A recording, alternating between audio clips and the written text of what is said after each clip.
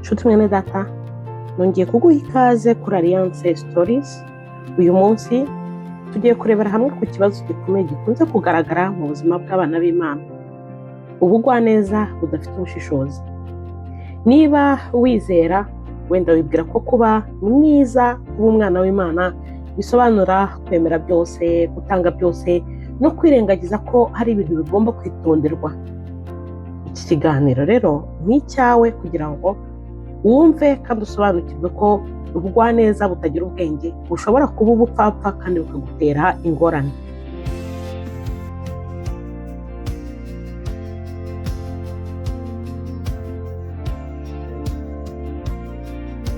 Abana b'Imana bakunze kwibeshya ko urukundo no kuba umunyabugwaneza bisobanura kwemera byose, ntibagire icyo banenga cyangwa ngo bashyireho imbibi. Ariko Bibiliya itwigisha ko urukundo nyarwo rukeneye ubwenge no gutandukanya icyiza n'ikibi.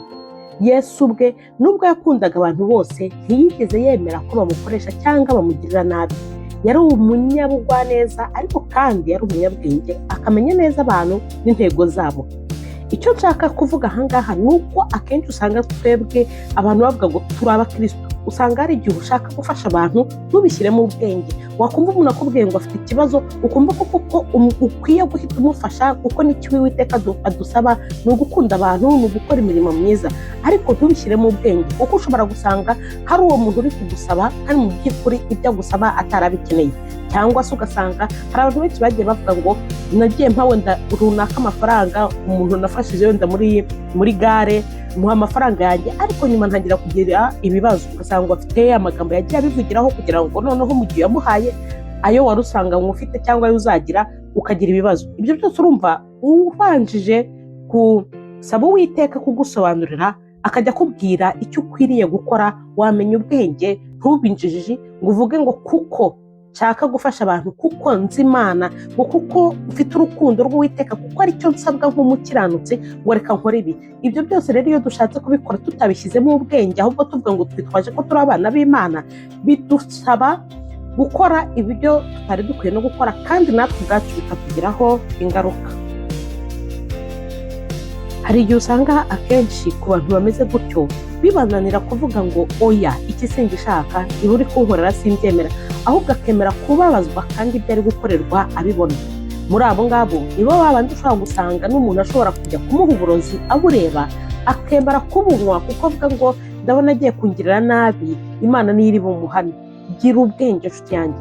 Ni byiza ko twakunda, ni byiza ko twafasha, ariko tugomba no kumenya igihe cyo kwirinda no gushyiraho imbibi zitubungabunga, kuko ntabwo uzagira umuntu uzakugirira nabi ubizi ko uwo muntu ashaka kukugirira nabi, cyangwa ari umuntu wakugiriye nabi nubwo wamubabariye, ngo wongere umwakire mu buzima bwawe, wongere umwemerere kukwegera kandi ubizi neza ko ari umuntu wakugirira nabi. Reka turebere hamwe muri Matayo igice cya 10 umurongo waho wa 16. Haranditse ngo dore mbatumye muri nk'intama hagati y'amasega, nuko mugire ubwenge nk'inzoka kandi muzabe nk'inuma mutagira amahugu. Ngo dore mbatumye nk'intama hagati y'amasega, mugire ubwenge. Uvuga ngo Uwiteka waravuga ati mwe muri intama hagati y'amasega. Amasega ni uwari wese ushaka kukwataka, ni uwari wese ushaka kukugira nabi. Ntuzibeshye wumva ko amahoro ufite uwari wese yishimiye ko uyafite. Ntuzibeshye wumva ko iterambere uri kugeraho uwari wese yishimiye ko urigeraho. Ntuzumve ko wenda niba ari n'amafaranga ufite, niba ari umushahara winjiza, niba hari icyo washinze, ntabwo uwo ari we wese yishimiye ibyo uri kugeraho. Hari uzaza rero agusekera akwereka ko abikunze kandi mu by'ukuri atanabikunze. Hari uzaza ashaka kukumaraho utwawe wowe ufite. Hari uzaza agufitiye undi mutima. Ariyo mpamvu Uwiteka avuga ngo umenye kuri intama iri mu masega. Rero gira ubushishozi nawe umenye kubana n'abo bantu. Ntabwo kuba umwana w'Imana bivuga ko ukwiye kureka abantu bakakugirira nabi kandi nawe ubwawe ubibona. Aha rero mvuga ku kintu cy'ubushishozi, niho ngiye no kuvuga ngo reka mbasangize ku nzozi nahawe muri iki cyumweru.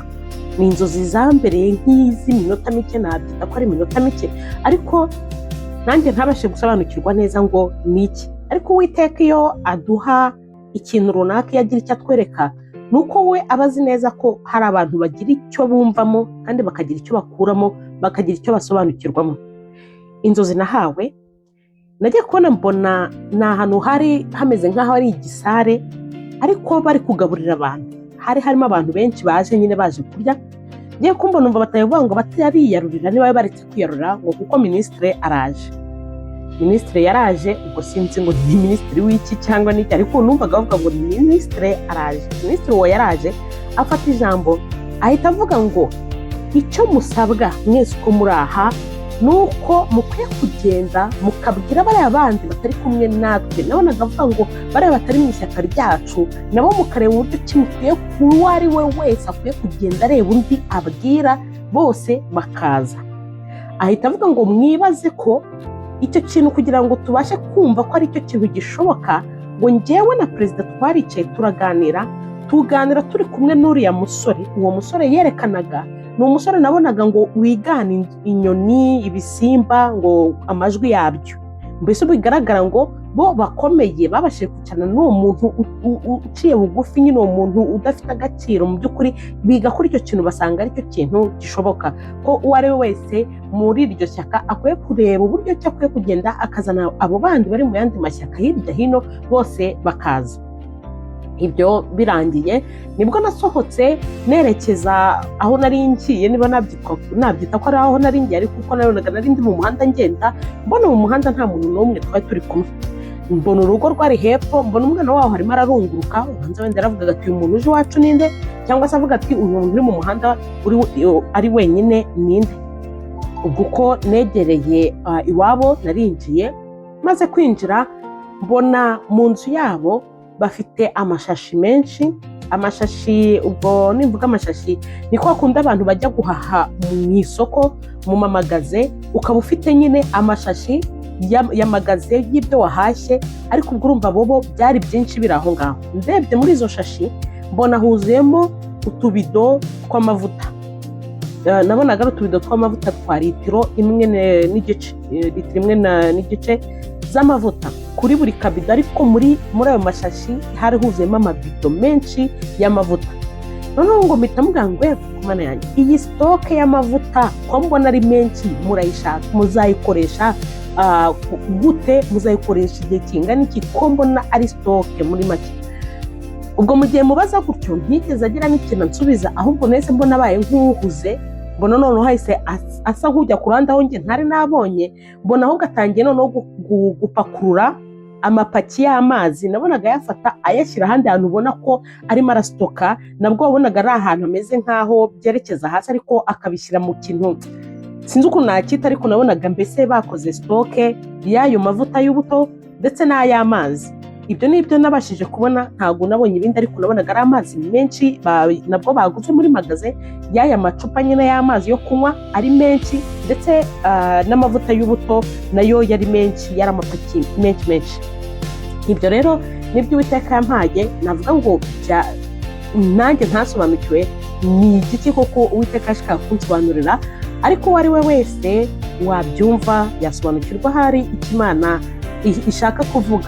Icyo navuga ni uko wowe ushaka gusobanukirwa ibyo ari byo, wasaba Uwiteka akagusobanurira, wasaba Uwiteka akakoherereza Mwuka Wera ukwiye kubana nawe ibihe byose, akajya gusobanurira nk'uko nanjye namuga ntisobanurira. Kandi iyo nsabye n'Uwiteka Imana ngo nansobanurire, ntabwo mvuga ngo uko ansobanuriye wenda cyangwa ko njye nshaka ko mbyumva ndibubwira abantu ngo urumva noneho ni ngo ibyo yansobanuriye ni ibi ngibi, ahubwo njyewe mbitanga uko yabimpaye, kugira ngo nawe nubyumva uko ashaka ko ubisobanukirwa, aba ariko nawe ubisobanukirwa ku ruhande rwawe, atari njyewe ugiye kukumvisha ibyo nasobanukiwe uko biri. Ubwo rero ngarutse kuri sije yacu twariho, icyo nshaka kuvuga ni uko abana b'Imana, Imana idusaba kuba abanyabwenge mu rukundo, kugira ngo turinde umutima wacu, tugumane amahoro kandi dukomeze kuba intumwa zayo zizewe mu rukundo. Icyo Imana ibishaka kuvuga ni uko twebwe ibyo tuba dushaka gukora byose dushaka kubikorana urukundo, ariko abo tubikorera bose niko badukunze. uwo mutima ushaka kugira neza wo gufasha abantu, ese niko ubwo bufasha babukeneye? Hari abantu nagiye numva bavuga ngo njye nzafasha uwo muntu ngo igisigaye Imana izabimwibarize. Oya, nawe gira ubwenge, kuko bwa bufasha ushaka kumuha niba atabukeneye kandi agiye kunabukoresha kugira ngo akugirire nabi, wari ukwiye kugira ubwenge bwo gusobanukirwa kugira ngo Uwiteka agusobanurire, akwereke noneho ukeneye ubwo bufasha bwawe kandi nyakuri, kuko icyo gihe noneho uzaba ufashisha umuntu uzagusabira imigisha, kandi noneho nawe ubwawe uzaba nyine ufite umutima utuje, kuko wa muntu nta nabi nta nkurikizi azaba agufiteho. Reka rero dusabe Uwiteka kudusobanurira kugira ngo tubashe kumenya dukwiriye gukora. Nshuti mwene data, iyi nkuru nta kindi yari igamije uretse kugira ngo ifashe abana b'Imana kwirinda gukora amakosa mu kwerekana ubugwaneza n'izo mpuhwe baba bafitiye abantu, no gufasha abantu, no kumva ko kuba uri umwana w'Imana, kumva ko ari cyo Uwiteka gusaba, ko ukwiye kubikora gutyo gusa utabanje gushishoza. Reka ahubwo njye ngusaba ngo na mbere y'uko wumva hari uwo ugiye guha ubufasha, ujye ubanza usenge usaba Uwiteka kugusobanurira koko niba ubwo bufasha uwo muntu ari kugusaba bukwiriye koko abukeneye. Reka rero ngusabe ukore like, ukore na share kugira ngo iyi nkuru igere ku bandi bose baba bakeneye kuko gusobanukirwa, kandi ngusabe ukore na subscribe niba utarayikora. Nkomeje no gushimira na buri wese wakoze subscribe. Imana iduhane umugisha.